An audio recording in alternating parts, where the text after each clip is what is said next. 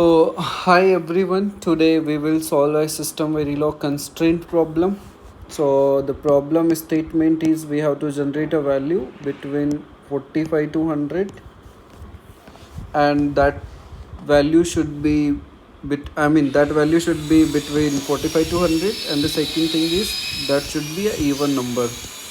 The generated value should be an even number. So for that we have to write say a system Verilog constraint. So before writing a constraint we have to declare that variable a rand type. So I'm declaring a variable of rand type, and I'm taking that variable of integer type, and let's say variable name is a value. So let's write a constraint. So first we want to satisfy the problem number 1. So constraint, and I'll call it as a C range. Okay. So here it starts like this value should be between inside.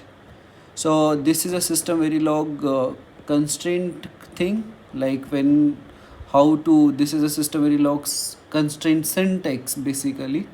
So in that we want to generate a value between 45 to 100, so we can just fix it between 45 to 100.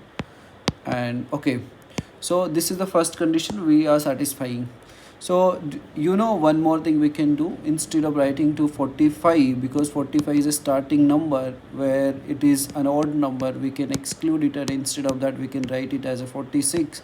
So I'm making it 46 instead of 45. Okay, so this is 46 to 100. Okay, so this is the constraint number 1. So let's write the constraint 2, where we will satisfy a condition where that number is generated as an even number. So this is constraint and C even. And so first thing, the simplest form of guarding any value to be an even number in a constraint, we can do that value should be modulus of 2, and that can be 0 modulus of 2, which is it is a completely divisible by 2. That value is, that says that whatever the value gets generated, that should be an even number.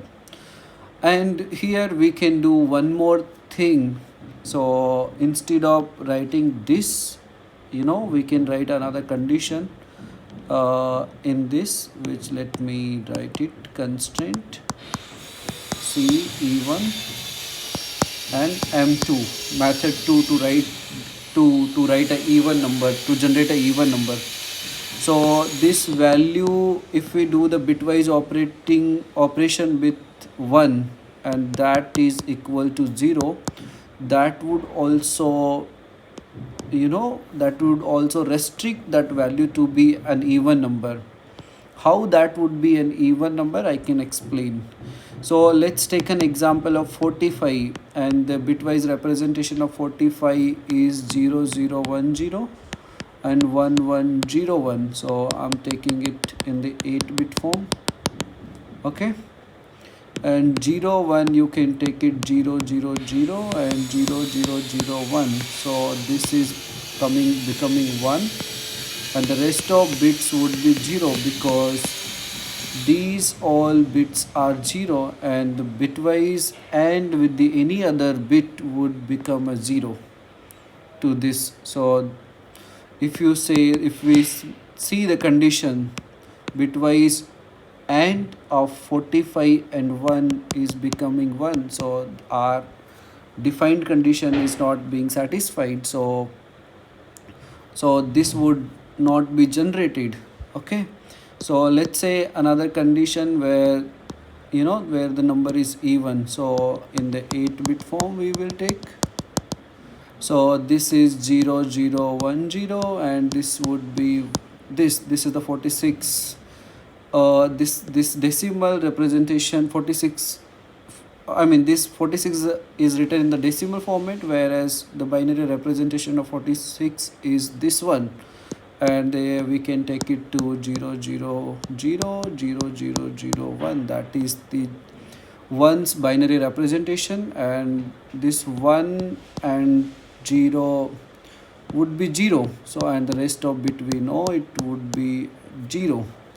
So let's say the 46 and 1, and its bitwise operation is also giving the result 0. So this condition would be satisfied, and our result would be, this 46 would be 46 is satisfying this condition, the above condition. So this is a valid scenario.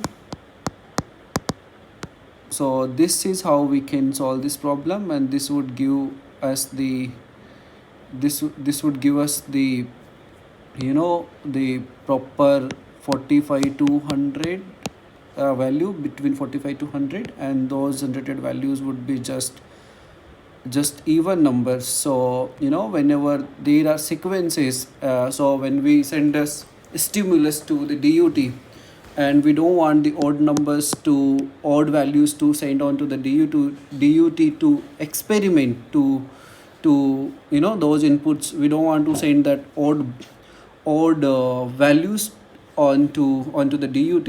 So that is the redundant scenario. So we just want to send the even values, which needs to be checked against to the design.